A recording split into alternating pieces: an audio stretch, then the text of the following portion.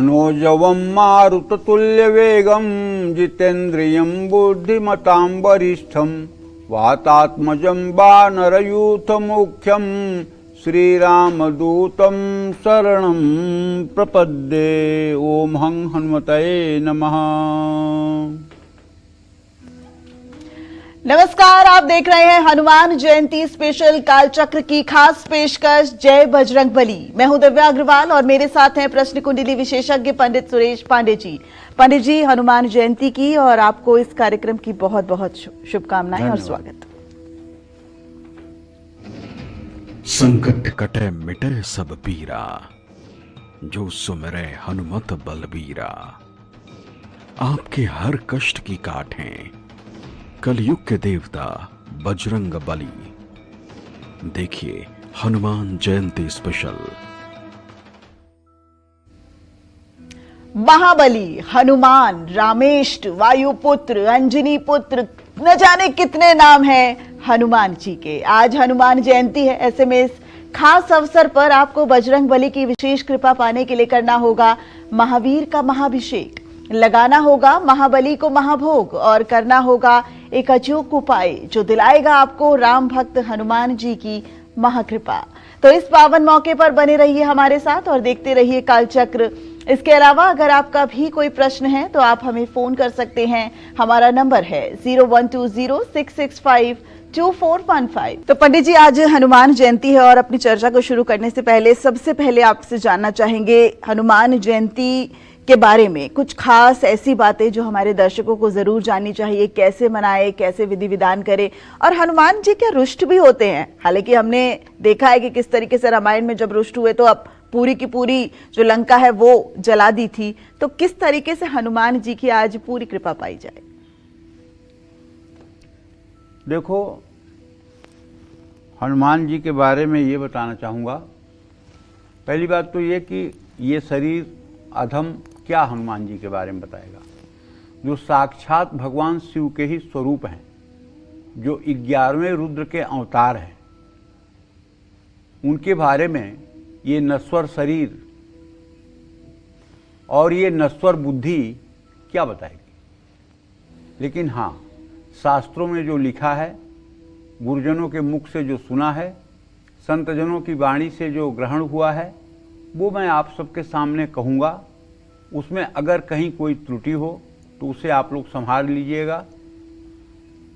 मैं कोई अपने विद्वता का प्रदर्शन नहीं कर रहा हूँ, बल्कि शास्त्रों में जो लिखा हुआ है या संतजनों के मुख से या गुरुजनों के मुख से जो सुना हुआ है वही आप तक पहुँचाने की कोशिश है हमारी। हनुमान जयंती को लेकर के और हनुमान जन्म को लेकर के थोड़ा सा शास्त्रों में या ये कह लीजिए कि लोकाचार में विरोधाभास है। सबसे पहले मैं आपको हनुमान जी के जन्म के बारे में कुछ महत्वपूर्ण जानकारी देना चाहूँगा। हनुमान जी का जन्म अंजना माँ के गर्भ से हुआ था। अब इसमें कथा है। एक पुंजस्थला नाम की अप्सरा थी। एक ऋषि उनके ऊपर रुष्ट हो गए और उन्होंने कहा कि तू बहुत उछल कूद कर रही है, जा तू बानरी हो जा। तो जब उन्होंने प्रार्थना किया कि आपने इतना बड़ा श्राप मुझे दे दिया बानरी होने का, तो ऋषि उनकी मतलब कि प्रार्थना पर प्रसन्न होकर बोले कि तू अच्छा अपने मन के अनुसार रूप धारण कर सकती है। जब तू जो रूप धारण करना चाहे रूप धारण कर सकती है, और तेरा पति बहुत वीर और प्रतापी केसरी होगा, केसरी नामक बंदर होगा, और भगवान शिव स्वयं तेरे गर्भ से हनुमान जी के रूप में अवतार लेंगे और तू प्रसिद्ध हो जाएगी। तो एक दिन पुंजस्थला जो बानरी हो गई थी, उन्होंने मानवीय रूप धारण करके अपने पति केसरी के साथ हिमालय में मानसरोवर के आसपास भ्रमण कर रही थी। उन्हें लगा कि मेरा कोई सील भंग कर रहा है, उन्हें लगा कि मेरे अंतः अंग को कोई स्पर्श कर रहा है। उन्होंने कहा, कौन है जो मेरे अंतः अंग को स्पर्श कर रहा है और मेरे सतीत्व को नष्ट करना चाहता है? मैं श्राप दे दूंगी। इतने में वायुदेव प्रकट हो गए। उन्होंने हाथ जोड़कर कहा कि देवी, आपका कोई सतीत्व तो नहीं नष्ट हो रहा है। मैं वायुदेव हूँ। भगवान शिव की इच्छा है कि वो अपने ही अंशावतार को आपके गर्भ से लाना चाहते हैं, इसलिए इसमें आपका कोई सतीत्व नष्ट नहीं होगा। भगवान शिव का अंशावतार अब आपके गर्भ में आ चुका है और वही हनुमान जी के रूप में प्रकट हुए। ये कथा है शास्त्रों की। हनुमान जी को रुद्रावतार और वायुपुत्र कहा जाता है।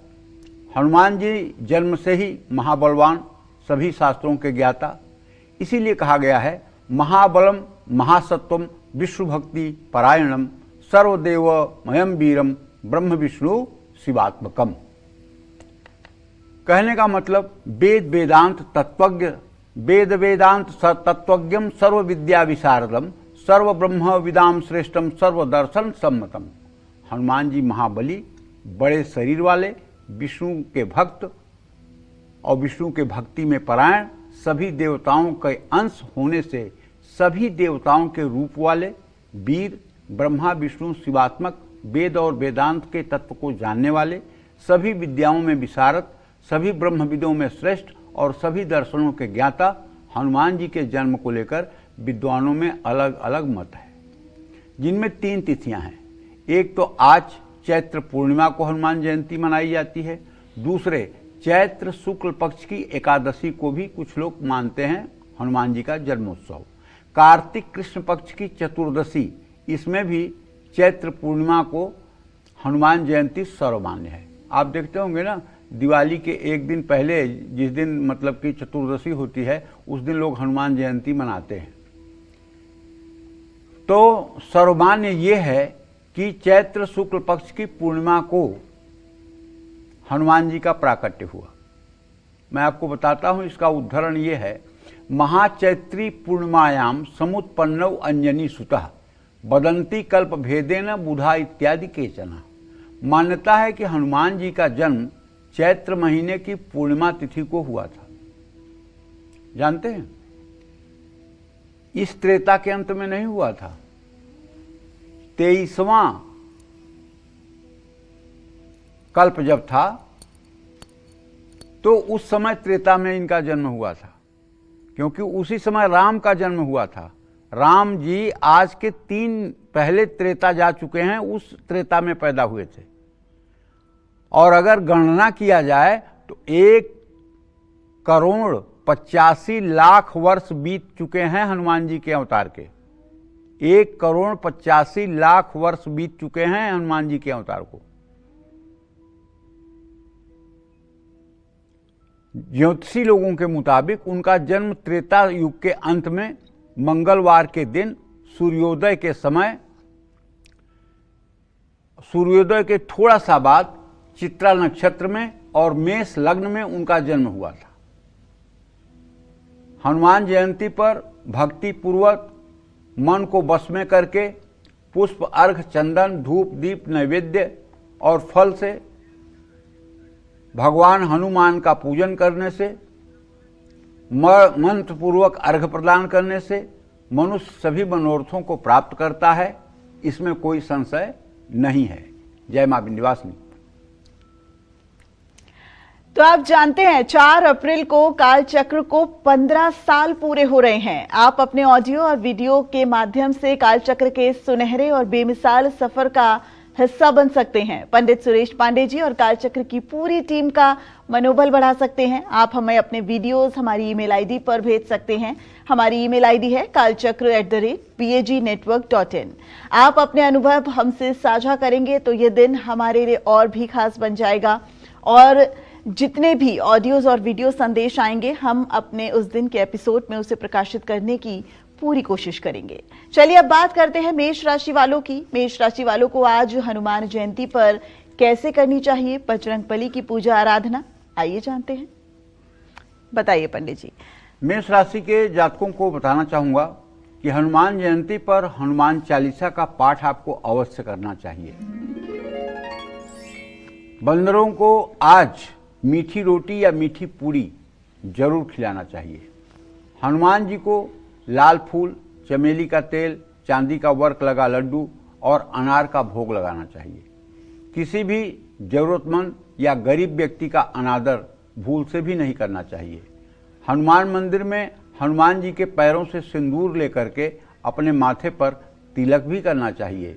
जय मां विंध्यवासिनी। तो आज हनुमान जयंती पर हनुमान जी का किस चीज से अभिषेक करने और किस थाली में रखकर भोग लगाने से बढ़ेगा आपका बैंक बैलेंस, दूर होगी दरिद्रता और होगा धन लाभ, आइए जानते हैं पंडित जी से। तो पंडित जी, हनुमान जी को भोग लगाने से बैंक बैलेंस बढ़ सकता है और दरिद्रता दूर हो सकती है। हम तो सिर्फ शक्ति के ही उनको उपासक मानते थे या फिर लक्ष्मण प्राणदाता मानते थे, इस तरह से ही उनको हमेशा पूजा अर्चना की जाती है। जब उनकी मुलाकात जगत जननी जगदम्बा आदिशक्ति माँ सीता से हुई तो माँ सीता ने उन्हें अष्ट सिद्धि नवनिधि के दाता असबर दीन जानकी माता, उन्होंने जानकी जी ने 8 सिद्धियां और 9 निधियों को हनुमान जी को दे दिया और तब से हनुमान जी की उपासना से कोई रिद्धि सिद्धि असंभव नहीं है जो साधक को न प्राप्त हो जाए। अष्ट सिद्धि नवनिधि के दाता असबर दीन जानकी माता, जगत जननी जगदम्बा ने ऐसा वरदान दिया है कि 8 सिद्धियां 9 निधियां हर समय हनुमान जी के साथ रहती हैं। जैसे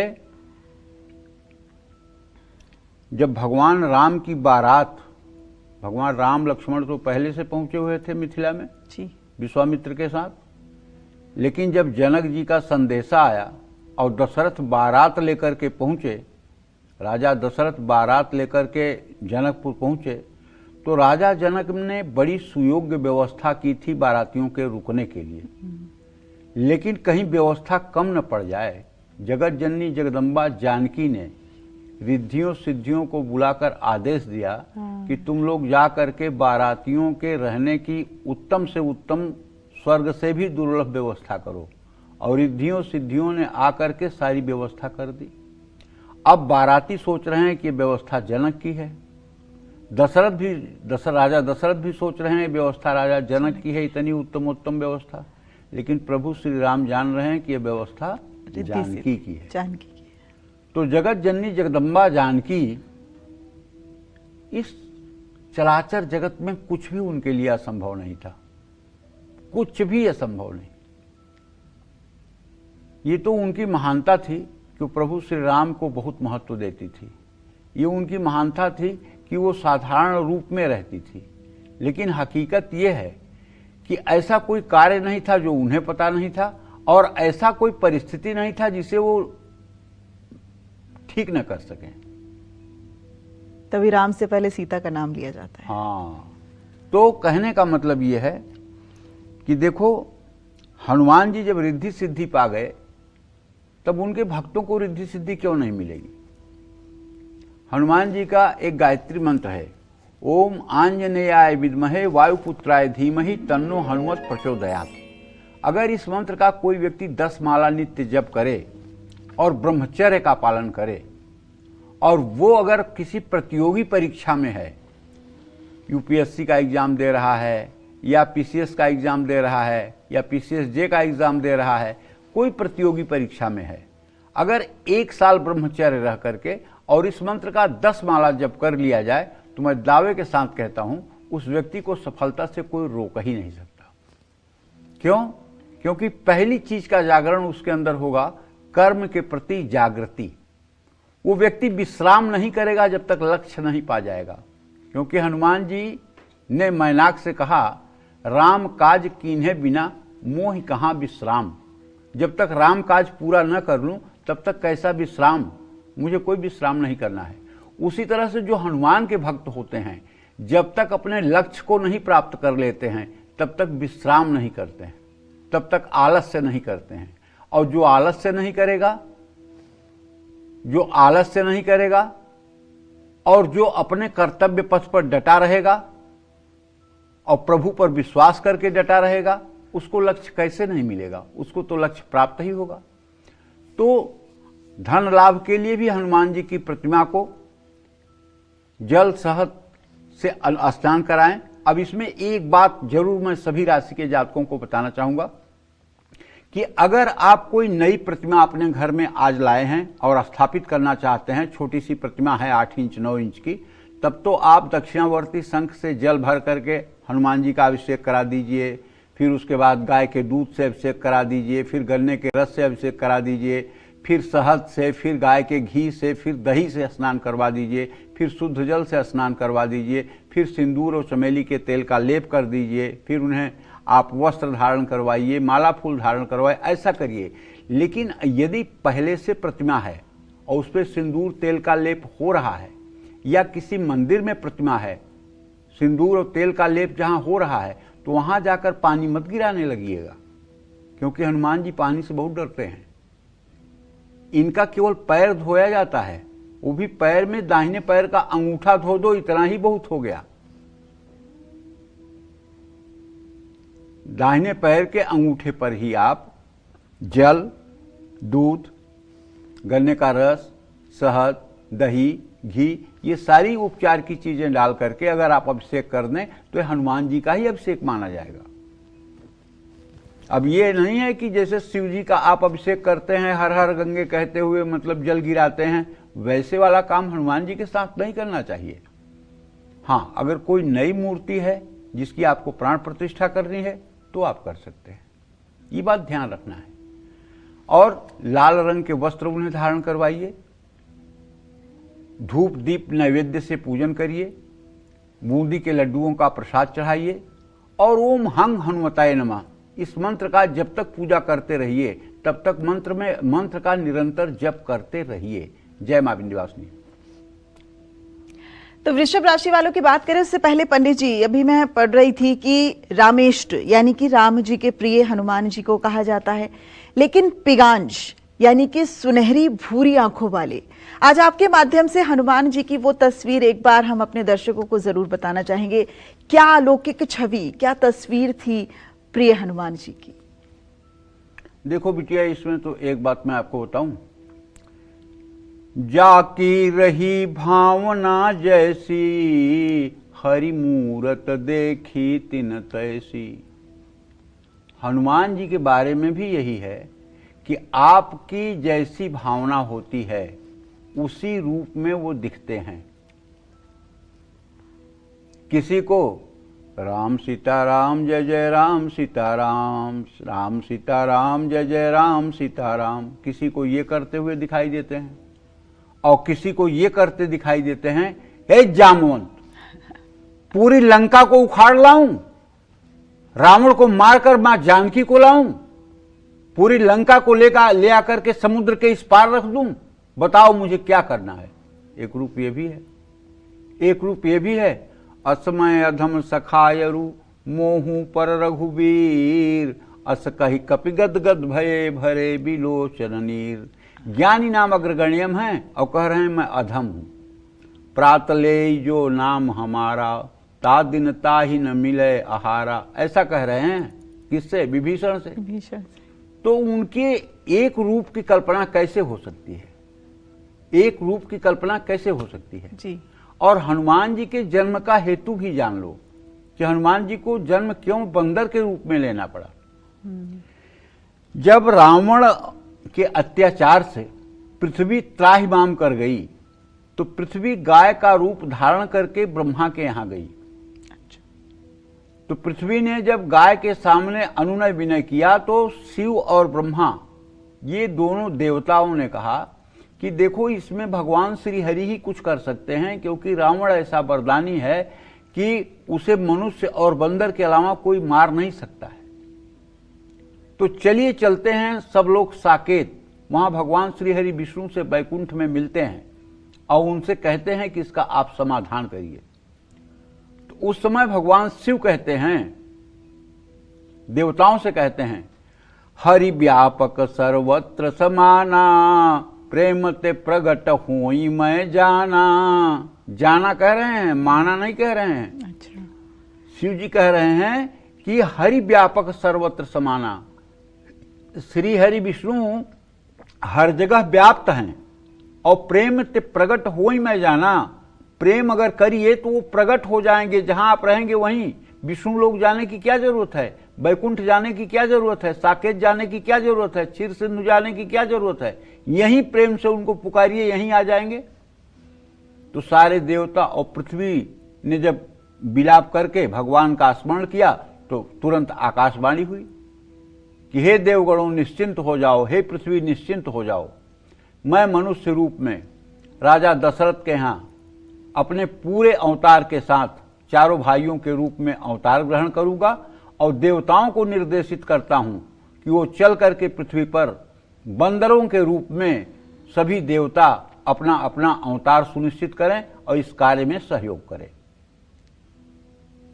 इसका पूरा वर्णन वाल्मीकि रामायण में है कि कौन से देवता कौन से नाम के बंदर हुए। पूरा वाल्मीकि रामायण में इसका पूरा नाम है कि कौन से देवता किस बंदर के रूप में, किस भालू के रूप में पृथ्वी पर आए। इसका पूरा विवरण वाल्मीकि रामायण में है, जो कथा बहुत बृहत है और जो इतनी आसानी से पूरी होने वाली नहीं है। जो लोग जिज्ञासु हैं उन्हें वाल्मीकि रामायण पढ़ लेना चाहिए राम जन्म के हेतु में। ठीक है, तो कहने का आशय, जब ये स्थिति हुई तो सती जी के साथ भगवान शिव समाधि से निकले और वो बोले, उनकी बेचैनी देखकर सती ने पूछा कि आप बेचैन हो रहे हैं? कहन हाँ, मेरे प्रभु अवतार ले रहे हैं और मुझे उनकी सेवा में जाना है। तो सती को डर हुआ कि अरे मुझे शिव जी छोड़ करके और उनके सेवा में चले जाएंगे तो मेरा क्या होगा, मैं वहां कैसे रहूंगी? तो कहन देवी डरो मत, मेरा एक रूप वहां रहेगा और एक रूप यहां रहेगा। तो हनुमान जी जो है ये भगवान शिव के ही अंशावतार है, 11वें रुद्र के रूप में। सती ने पूछा कि प्रभु आप क्यों ये रूप धारण कर रहे हैं? कहन रावण का अत्याचार बढ़ गया है। कहन रावण तो आपका भक्त है? कहन हाँ, रावण हमारा भक्त है। कहन आपने तो उसको आशीर्वाद दिया है, तो फिर आप उसको कैसे मारेंगे? आपने तो आशीर्वाद दिया है तो आपका ही रूप उसको कैसे मारेगा? बोले देखो, उसने मेरे 10 रुद्रों का जो है 10 रुद्र का जो है उपासना किया है, 11वें रुद्र की उपासना नहीं की है। और 11वां रुद्र उसको मारेगा, मैं नहीं मारूंगा। 11वां रुद्र मारेगा। और 11वें रुद्र कौन है? उसने 10 सिर काट करके 10 रुद्र की पूजा की थी। और 11वें रुद्र हनुमान जी हैं। 11वां सर तो नहीं था रावण के पास काटने के लिए ना, इसलिए 11वें रुद्र हनुमान जी थे। एक कारण तो हनुमान जी के जन्म लेने का ये है। दूसरा कारण हनुमान जी के जन्म लेने का ये है कि एक बार शिव जी को अपने यहां ले जाने के लिए रावण आया, दरवाजे पर नंदी मिल गए। नंदी ने जब रोका अंदर जाने के लिए तो उसने नंदी को बहुत अपमानित किया। और नंदी को अपमानित ही नहीं कहा बंदर की तरह क्या रास्ते में उछल कूद कर रहा है। तो नंदी को बहुत क्रोध आया। नंदी ने श्राप दिया कि तेरी राज्य और संपदा बहुत जल्दी नष्ट हो जाएगी। तो नंदी ही जो है दूसरे जन्म में हनुमान जी के ही रूप में आए, ये भी एक कथा है। ठीक है, तो हनुमान जी के जन्म का हेतु है, हनुमान जी के जन्म का हेतु है। और इसीलिए हनुमान जी जो है वो पृथ्वी पर आए राम की भक्ति करने के लिए, क्योंकि भगवान शिव जो है हर समय राम को जपते रहते हैं। असकहि जपन लगे हरि नामा, चली सती जहां प्रभु सुख धामा। हर समय प्रभु श्री राम के ही नाम का चिंतन भगवान शिव के मन में चलता है, इसमें कोई संशय नहीं है। जय मां विंध्यवासिनी। तो हम यूं ही नहीं कहते कि कालचक्र का पूरा एपिसोड देखिए, कालचक्र देखना न भूलें, क्योंकि ये रोचक और सटीक जानकारी सिर्फ आपको कालचक्र के माध्यम से ही मिल सकती है। चलिए ज्यादा इंतजार नहीं कराते, अब वृषभ राशि वालों की बात करते हैं। आज हनुमान जयंती पर वृषभ राशि वाले कैसे करें संकट मोचक की पूजा आराधना, आइए जानते हैं। बताइए पंडित जी। देखिए, हो सके तो आज पूरे दिन व्रत करिए, एक मुखी हनुमंत कवच का पाठ करिए, किसी हनुमान मंदिर में जाकर के साफ सफाई में सहयोग करिए और पीले पेड़े हनुमान जी को भोग लगाइए। हनुमान मंदिर में जाकर के हनुमान जी की मूर्ति का दर्शन पूजन करिए, उन्हें ध्वजा अर्पित करिए। हनुमान जी को चमेली के तेल और सिंदूर का लेप करवाइए, 4 मुखी दीपक चमेली के तेल का जलवाइए और हो सके तो समूह में सुंदरकांड का पाठ करवाइए। शहद और मुनक्के का भोग भी हनुमान जी को आप लगा सकते हैं। अपने शक्ति सामर्थ्य के अनुसार आप हनुमान जी की पूजा आराधना करिए। जय मां विंध्यवासिनी। तो आप जानते हैं हनुमान जी का एक नाम था दश ग्रीवदर पहा, यानी कि जो रावण के घमंड को चूर कर सकता है। ऐसे आज भगवान हनुमान की जयंती है और ये खास कार्यक्रम आज हम हनुमान जयंती पर लेकर आए हैं। तो चलिए अब जानते हैं आज हनुमान जयंती पर बजरंग बली का महाअभिषेक और खास भोग दिलाएगा आपको प्रॉपर्टी का सुख। किस चीज से करें महाअभिषेक और किस थाली में रखकर लगाएं भोग, आइए जानते हैं। पंडित जी बताइए। और हनुमान जी का सबसे प्रिय क्या था, मतलब उन्हें क्या अच्छा लगता था सबसे ज्यादा प्रिय? राम। वो तो सीने में लेकर घूमते थे। कह हनुमंत विपति तब होई, जब तब सुमिरन भजन न होई। हनुमान जी का सबसे प्रिय अगर कुछ है तो वो राम नाम है। इससे ज्यादा प्रिय हनुमान जी को कुछ नहीं है। जगत जननी जगदम्बा माँ सीता ने उन्हें मोतियों की माला पहनने के लिए दी, तो वो मोती की माला निकालकर एक एक दांत से तोड़कर देखने लगे कि इसमें राम जी हैं। तो सीता जी ने पूछा क्या देख रहे हो हनुमान? कहन देख रहा हूं इसमें प्रभु कहीं नहीं दिखाई दे रहे हैं। कहन अच्छा, जिसमें प्रभु नहीं होते हैं उसको नहीं स्वीकार करते हो? कहन ना मां, उसे कैसे स्वीकार करूंगा? कहन अच्छा, तो तुम्हारे शरीर में प्रभु हैं? कहन हाँ मां। कहन कैसे? सीना चीर दिए और यहाँ जगत जननी जगदम्बा माँ सीता राम जी के साथ विराजमान थी। तो हनुमान जी की तो बात ही अद्भुत है। उनके बारे में कौन सी ऐसी वाणी है जो सामर्थ्यवान है कि ठीक ठीक बात कह सके? वाणी में इतना सामर्थ्य कहाँ है? श्री गुरु चरण सरोज रज, निज मन मुकुर सुधार। बरनउ रघुबर बिमल जस, जो दायक फलचार। बुद्धिहीन तनु जानिके, सुमिरऊ पवन कुमार। बल बुद्धि विद्या देहु मोहि, हरहु कलेश विकार। संपत्ति का सुख पाने के लिए हनुमान जी की अगर नई प्रतिमा है जिसकी आप स्थापना करने जा रहे हैं, तो दिव्य दक्षिणावर्ती शंख से जल, दूध, शहद, गन्ने का रस, दही से अभिषेक कराइए और साफ कपड़े से प्रतिमा को पोंछ करके चमेली के तेल और सिंदूर का लेप करिए। उन्हें बढ़िया पीले फूल और तुलसी की माला अर्पित करिए। उनके माथे पर चंदन लगाइए, त्रिपुंड चंदन लगाइए, जैसे वैष्णव संप्रदाय के लोग चंदन लगाते हैं। और धूप दीप नैवेद्य से पूजन करिए। लौंग इलायची समर्पित करिए, पान के पत्ते समर्पित करिए और अनार के दाने का भोग लगाइए। इससे निश्चित रूप से आपकी अभिष्ट मनोकामना की पूर्ति होगी। जय मां विंध्यवासिनी।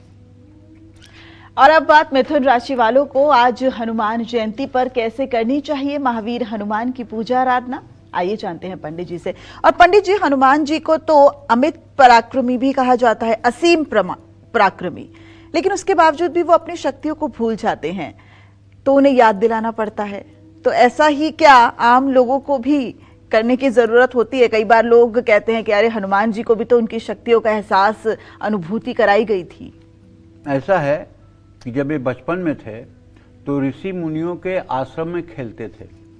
किसी का कमंडल ले जाके पेड़ में टांग देते थे, किसी का आसन ले जाकर पेड़ पे टांग देते थे, किसी का कहीं कुछ कर देते थे, किसी का कहीं कुछ कर देते थे। तो सबकी पूजा पाठ डिस्टर्ब होती थी और माता अंजनी भी इनको समझा नहीं पाती थी। इनके उपद्रव से सारे ऋषि जो है त्रस्त थे। और चूंकि इन्हें सारे देवताओं का वरदान प्राप्त हो गया था सूर्य के ग्रहण के समय, तो इनके ऊपर कोई श्राप भी नहीं लागू हो सकता था, कोई इन्हें सता भी नहीं सकता था। तो ऋषियों ने कहा कि जाओ, अब तुम अपना बल भूल जाओ। जब तुम याद कराए जाओगे बल, तभी तुम्हें अपने बल का याद आएगा, नहीं तो तुम निर्बल जैसे ही रहोगे। तो तब से हनुमान जी अपने बल को भूल गए और इनकी शरारत बंद हो गई। इसी क्रम में जब सीता की खोज के लिए सारे बंदर भालू जाते हैं, तो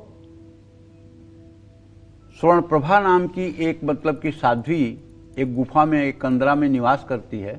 प्यास के मारे व्याकुल बंदर भालू उस गुफा में हनुमान जी पहले पहले प्रवेश करते हैं, तो सब लोग प्रवेश करते हैं।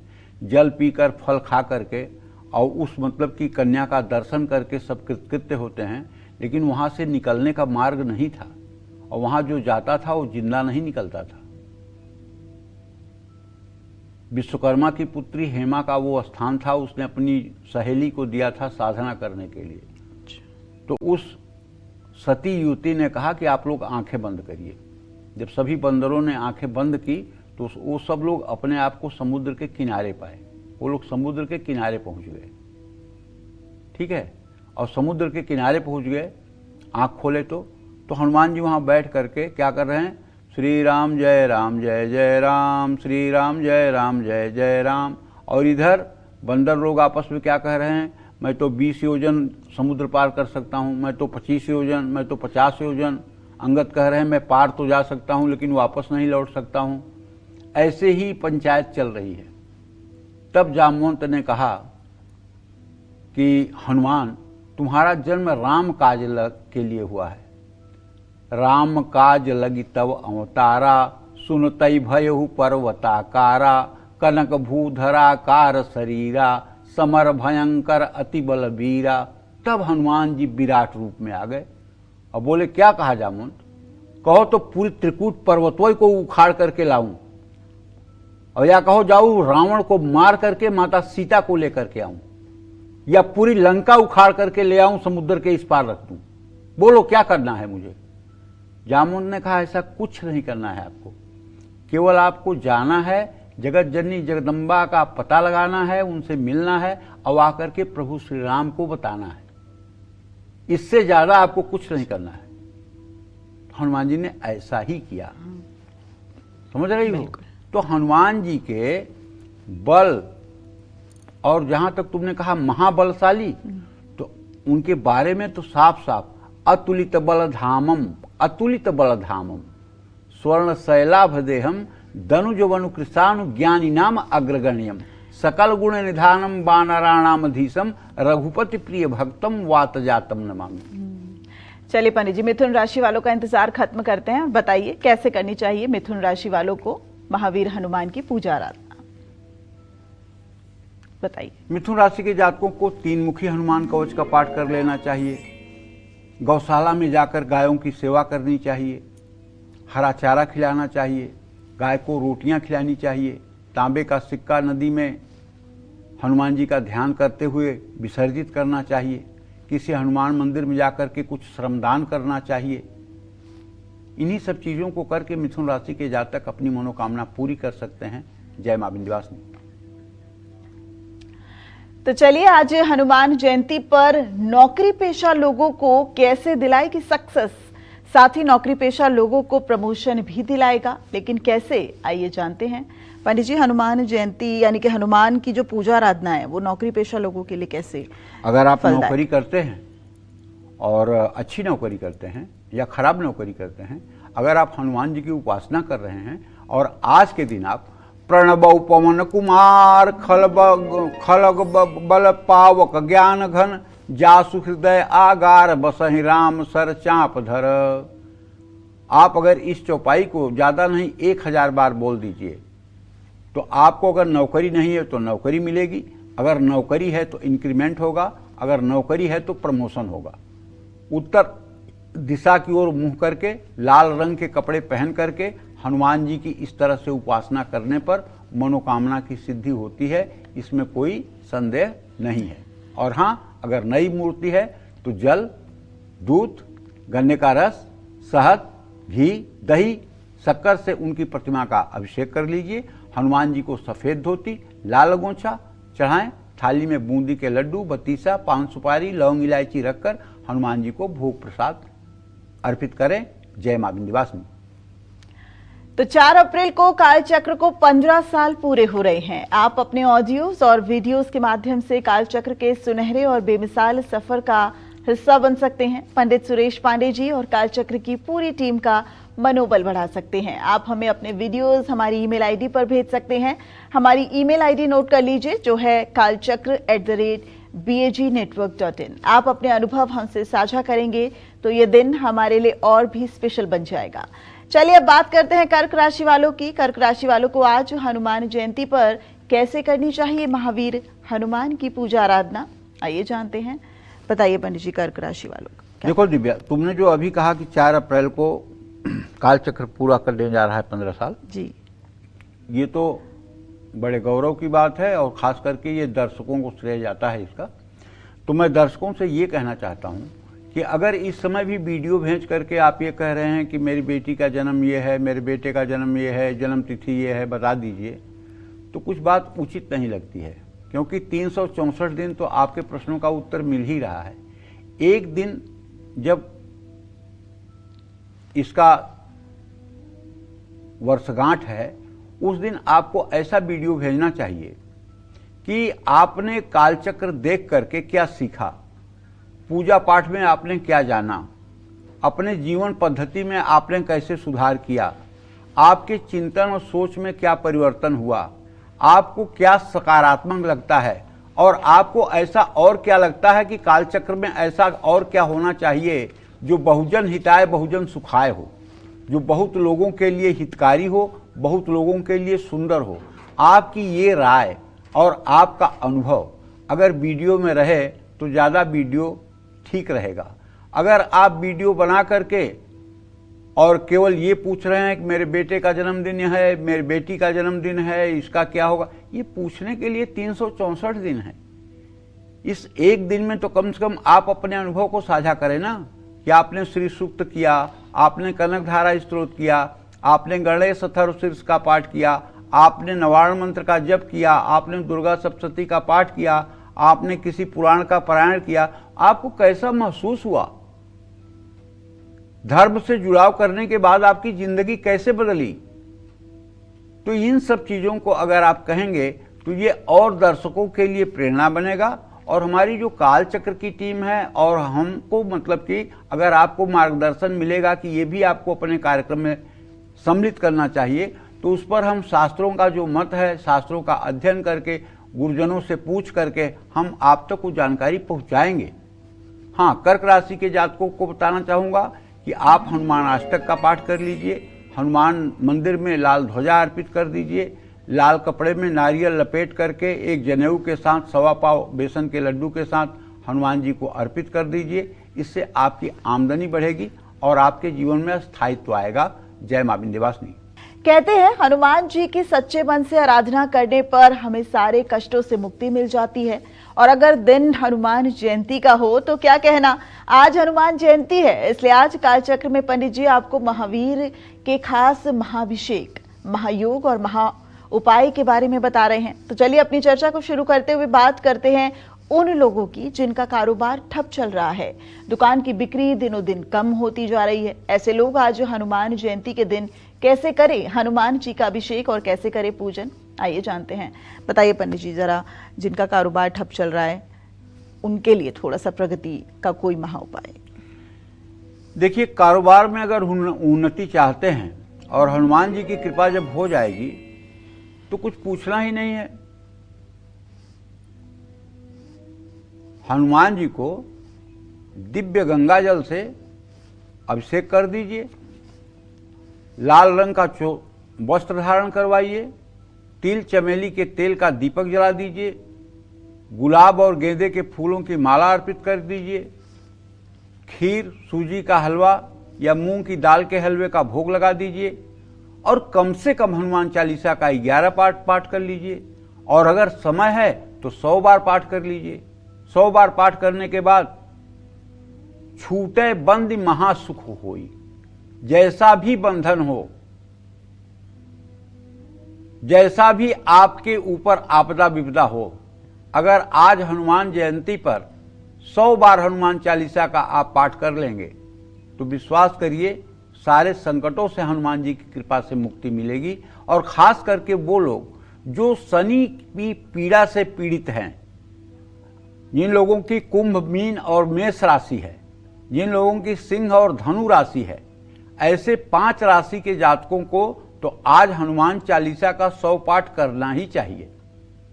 अगर 100 पाठ नहीं कर सकते हैं तो कम से कम 10 पाठ तो जरूर ही करें, क्योंकि आपके ऊपर शनि की 7.5 और ढैया का प्रकोप है, जिसके चलते आपके कार्य में विलंब हो रहे हैं, और अनवांटेड परेशानियां आपके जीवन में आ रही हैं। इसलिए आप सभी को ये उपाय करना चाहिए। जय मां विंध्यवासिनी। तो आज 2 अप्रैल है और 4 अप्रैल को कालचक्र को 15 साल पूरे हो रहे हैं। आपके अपने कार्यक्रम, आपके अपने कालचक्र 15 साल पूरे करने जा रहा है। तो आप अपने ऑडियोज और वीडियोस के माध्यम से कालचक्र के सुनहरे और बेमिसाल सफर का हिस्सा बन सकते हैं। पंडित सुरेश पांडे जी और कालचक्र की पूरी टीम का मनोबल बढ़ा सकते हैं। आप अपने अनुभव साझा करके हमें बता सकते हैं कि कालचक्र के माध्यम से आपकी जिंदगी में क्या कुछ बदलाव आए। आप हमें अपने वीडियोस हमारी ईमेल आईडी पर भेज सकते हैं। हमारी ईमेल आईडी है kalchakra@bagnetwork.in। आप अपने अनुभव हमसे साझा करेंगे तो ये दिन हमारे लिए भी और खास बन जाएगा। चलिए अब बात करते हैं सिंह राशि वालों की। सिंह राशि वालों को आज हनुमान जयंती पर कैसे करनी चाहिए महावीर हनुमान की पूजा आराधना, जानते हैं पंडित जी से। पंडित जी सिंह। पंचमुखी हनुमंत कवच का पाठ करना चाहिए आपको। भूखे व्यक्तियों को भोजन कराना चाहिए। हो सके तो आज के दिन भंडारा करना चाहिए। हनुमान जी की प्रतिमा के सामने माला फूल चढ़ा करके लड्डू और नारियल अर्पित करना चाहिए। स्वास्तिक बना करके नारियल पर अर्पित करना चाहिए। हनुमान जी को गुड़, भीगे हुए चने और चूरमा का भी भोग लगाना चाहिए। हनुमान जी को सिंदूर और चमेली के तेल का लेप भी करना चाहिए। ये सारी चीजें आपके भाग्योदय में सहायक होंगी। जय मां विंध्यवासिनी। सीता शोक विनाशम, यानी कि हनुमान जी का एक नाम ये भी था जिसने सीता के शोक का विनाश कर दिया। आज हनुमान जयंती पर हनुमान जी को किस चीज से अभिषेक करने से आपकी सोई किस्मत जाग जाएगी, साथ ही महावीर को किस धातु से बनी थाली से भोग लगाने से आपके हर कष्ट मिट जाएंगे, आइए जानते हैं पंडित जी से। पंडित जी, जैसे तमाम भगवानों के लिए कहा जाता है, भगवान शिव के लिए कहा जाता है वो तो बहुत भोले थे, लेकिन क्या भगवान हनुमान के लिए भी ऐसा कहा जाता है कि वो बहुत भोले थे? कोई खास विशेष आराधना की जरूरत नहीं है, बस ध्यान कर लो, और वो भी न सिर्फ हनुमान का, सिर्फ राम का ही ध्यान कर लो। 3 बार अगर आप राम राम कहते हो और अगर आप राम की शरणागति में हो तो हनुमान जी बोनस में आपको मिल जाते हैं। समझी? एक बार बताऊं तुम्हें, एक बार की बात है, प्रभु श्री राम जो है अयोध्या में उस समय राजा थे और राम जन्मोत्सव पर चैत्र शुक्ल पक्ष की 9वीं तिथि पर सारे देश देश के राजा जो है प्रभु श्री राम के जन्मोत्सव में सम्मिलित हुए थे। उसमें काशी नरेश भी सम्मिलित हुआ था और उसमें देवता भी आए हुए थे, तो नारद भगवान भी आए हुए थे।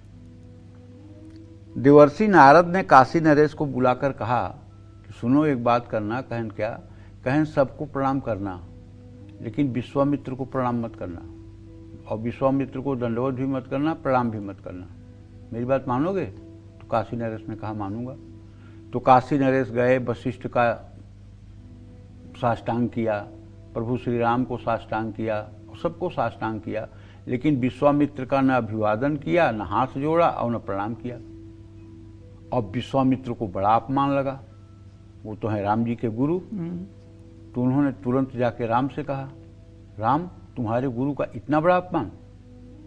ये काशी नरेश इतना उच्छृंखल, न इसने प्रणाम किया, न इसने अभिवादन किया, न इसने हाथ जोड़ा, ये अपमान मैं कैसे बर्दाश्त करूं? तो प्रभु ने कहा, अच्छा, काशी नरेश ने इतना बड़ा अपराध किया है मेरे गुरु का? मैं अपने अमोघ बाण से कल प्रातः काल तक इस काशी नरेश को मार दूंगा। भगवान राम ने प्रतिज्ञा कर ली। अब सुने जब ये बात काशी नरेश तो रोने लगे। नारद से कहे कि अब क्या होगा? कहें डरो मत, कुछ होगा। कहें क्या होगा? कहें चलो मेरे साथ। तो वहां से लेकर के नारद जी उनको मां अंजना के पास आए। अंजना के पास आए, उनको सिखा दिए कि तुम इनके पैर पकड़ करके केवल 3 बात बोलना, त्राहिमाम पाहिमाम रक्षमाम, त्राहिमाम पाहिमाम रक्षमाम, यही बोलते रहना जब तक वो न कह दे कि निश्चिंत हो जाओ, तुम्हारे जीवन को कोई खतरा नहीं, तब तक छोड़ना मत पैर। अब काशी नरेश पैर पकड़ कर कहने लगे, त्राहिमाम पाहिमाम रक्षमाम। कुछ देर बिता रहे, भाई छोड़ दो छोड़ दो छोड़ दो, अच्छा चलो तुम्हारे जीवन को कोई खतरा नहीं होगा, मैं वचन देती हूँ, छोड़ दो। तब छोड़ा। तो नारद जी बोले, जानते हैं इन्हें क्या खतरा है? नारद जी भी गए थे। कहें नहीं, मैं तो नहीं जानती हूँ, आप बताइए। कहें इनको मारने के लिए एक लोगों ने संकल्प लिया है, कल सूर्योदय तक मार देंगे। कहें कौन? कहें प्रभु श्री राम। तो अंजनी के तो होश उड़ गए, बोले श्री राम। कहन हाँ। कहन अरे बाप रे। तो कहन कि माँ आपने तो वचन दिया है कि ये नहीं मारे जाएंगे, आपकी वचन कैसे मिथ्या होगी? बोले हाँ ये भी सही है। तो हनुमान जी नित्य प्रभु श्री राम की रात्रि में सेवा करके माता की सेवा के लिए आते थे। हनुमान जी आए, माँ रूठ के बैठी थी, माँ बात ही नहीं कर रही। हनुमान जी बहुत बात कर रहे हैं, बात ही नहीं कर रही है माँ।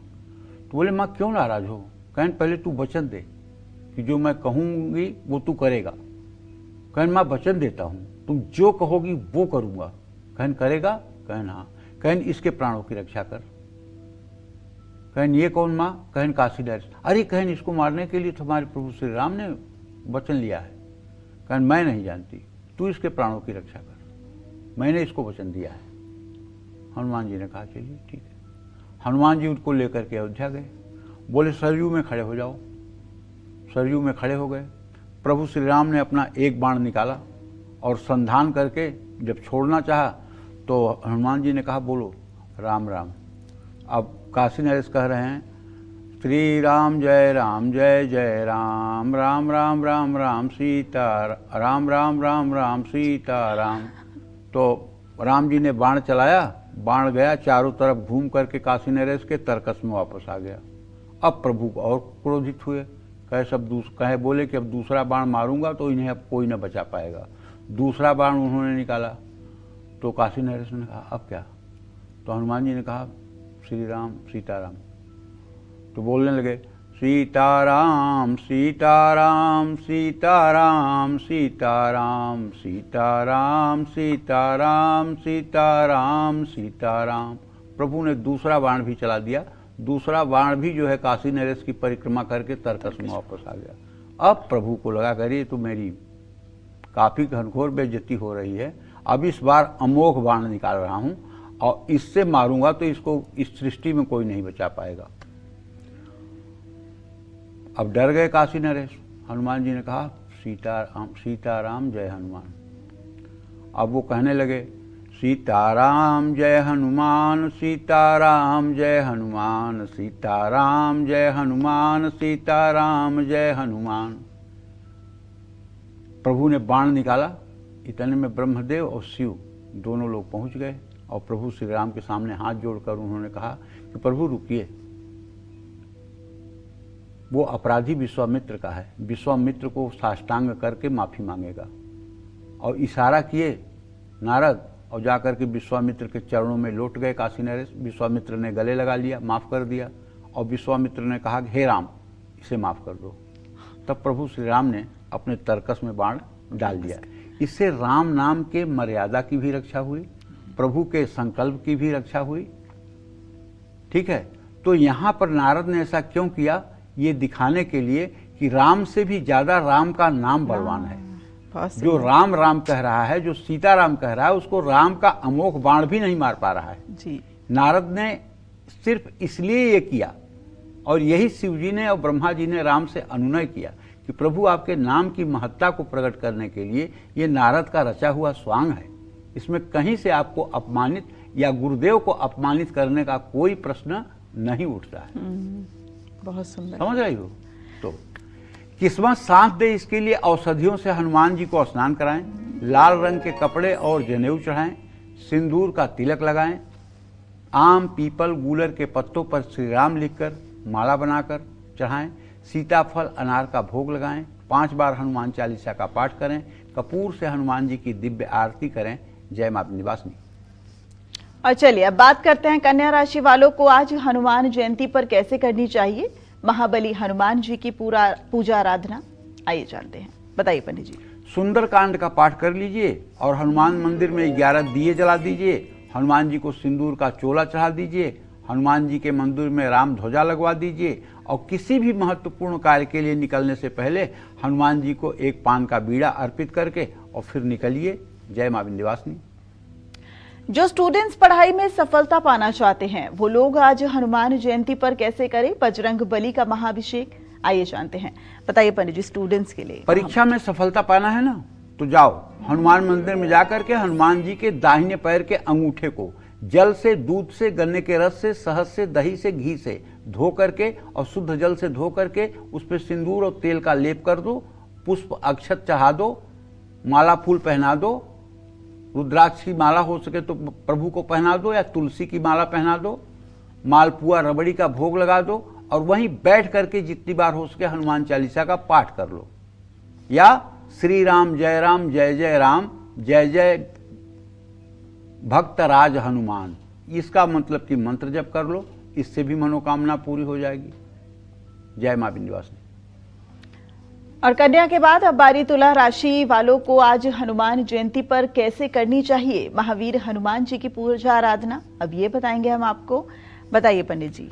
देखिए, आपकी अगर कन्या राशि है और आपके मतलब कि स्किन में अगर किसी तरह की सेंसिटिविटी है, या आप चर्म रोग से परेशान हैं, या आपको फोड़े फुंसियाँ बहुत होते हैं, या आपको पाइल्स और गुदा से संबंधित कोई रोग है, तब तो आज आपको हनुमान बाहु का कम से कम 10 पाठ करना चाहिए।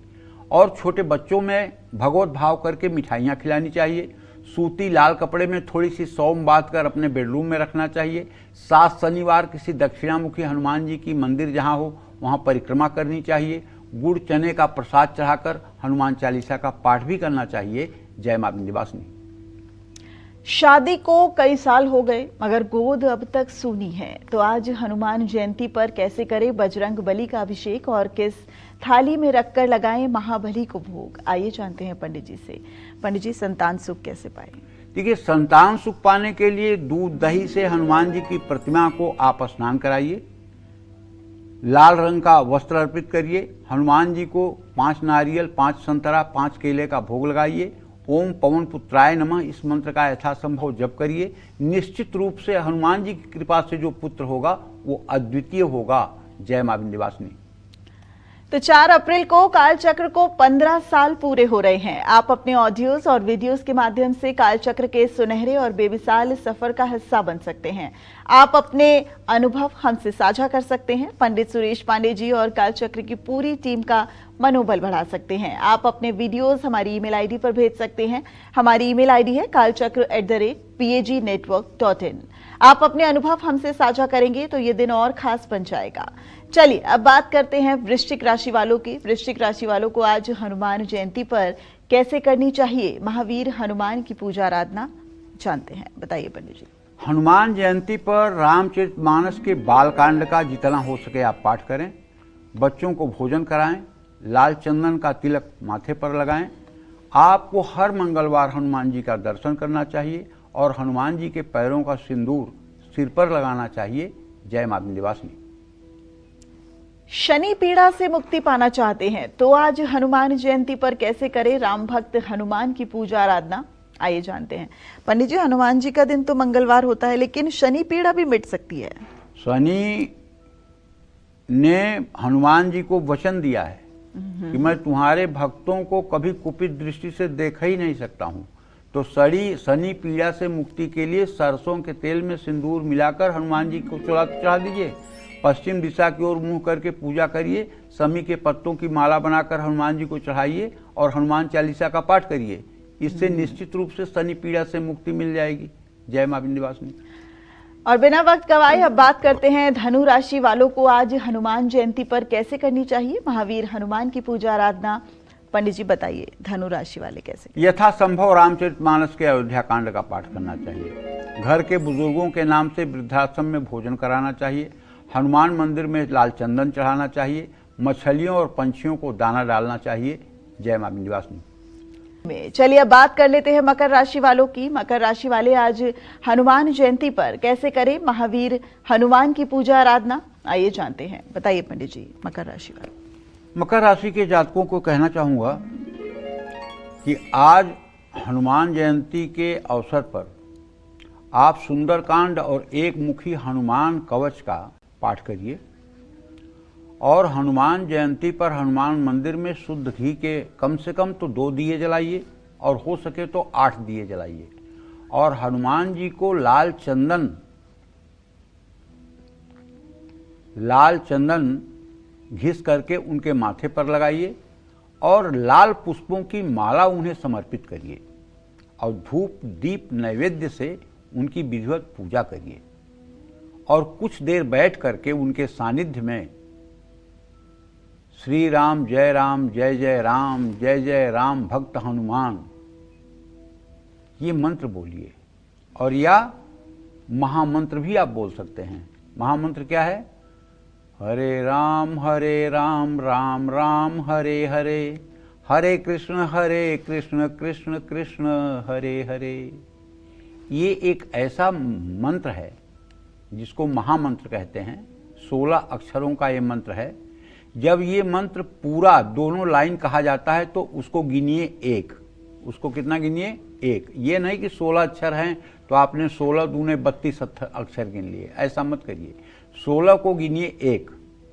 ऐसे 3 करोड़ जप हो जाने पर प्रभु श्री राम, भगवान श्री कृष्ण उस साधक को दर्शन देते हैं। ऐसा शांतरणोपनिषद में लिखा हुआ है। ये लिखी हुई बात आपको बता रहा हूं। 3 करोड़ ये जप अगर पूरा हो गया तो प्रभु श्री राम के दर्शन में कोई विलंब नहीं होता है। प्रभु श्री कृष्ण के दर्शन में कोई विलंब नहीं होता है। ये शांतरणोपनिषद में लिखा हुआ है, लेकिन 3 करोड़ इसका जप होना चाहिए।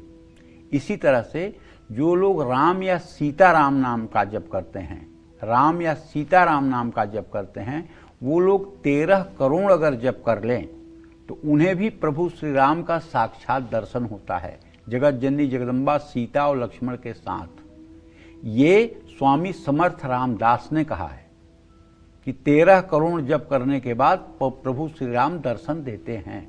ऐसा संतों के मुख से सुना है और ऐसी संतवाणी का प्रमाण भी है। इसलिए अगर आप सोच रहे होंगे 13 करोड़, अरे 7 घंटे में 1 लाख मंत्र जप हो जाता है।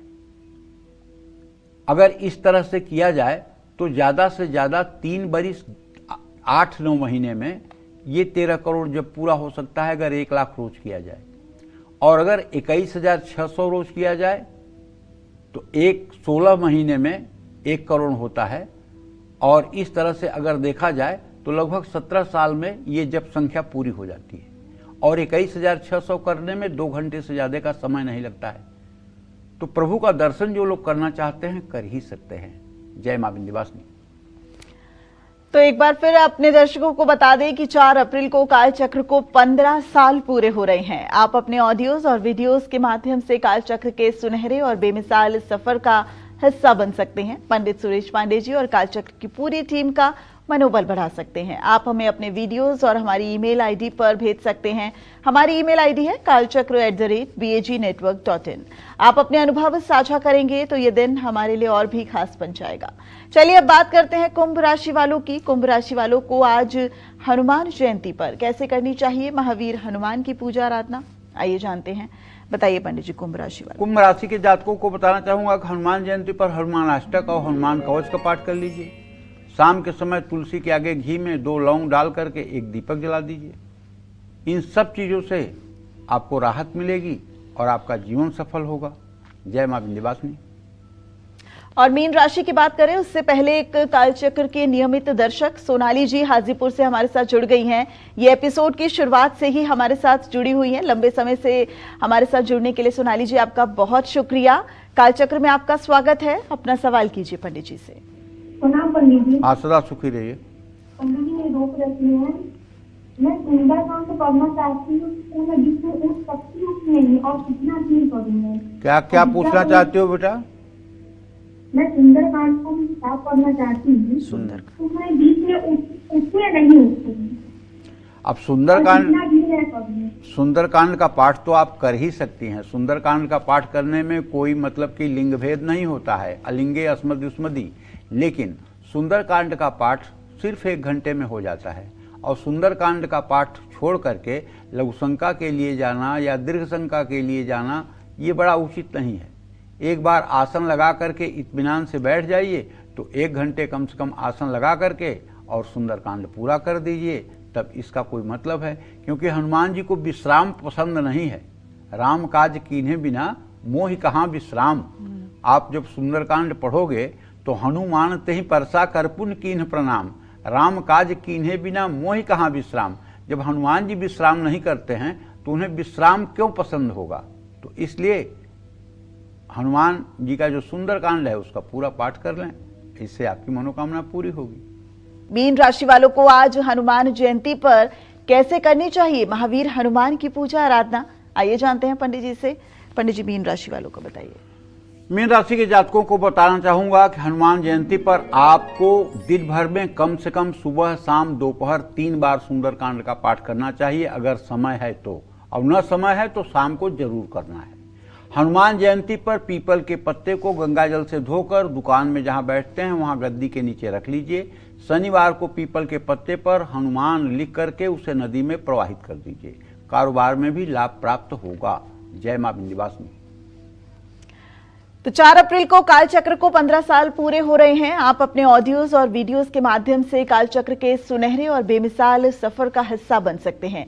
आप अपने अनुभव साझा कर सकते हैं और हम अपने उस एपिसोड में आपके अनुभवों को, कि कालचक्र का ये 1 घंटे का एपिसोड आपकी जिंदगी में कितना बदलाव ला पाया, आप इसे कैसे देखते हैं और आपको इससे क्या लाभ मिला, वो अनुभव अपने जरूर साझा कीजिएगा। पंडित सुरेश पांडे जी और कालचक्र की पूरी टीम का मनोबल आप बढ़ा सकते हैं अपने वीडियो से। आप अपने वीडियोस हमारी ईमेल आईडी पर भेज सकते हैं। हमारी ईमेल आईडी है kalchakra@bagnetwork.in। आप अपने अनुभव हमसे साझा करेंगे तो ये दिन हमारे लिए और भी खास बन जाएगा। फिलहाल आज के लिए इतना ही। हमारे दर्शकों को इतनी महत्वपूर्ण जानकारी देने के लिए पंडित जी आपका बहुत शुक्रिया और हनुमान जयंती की आपको एक बार फिर से शुभकामनाएं। नमस्कार।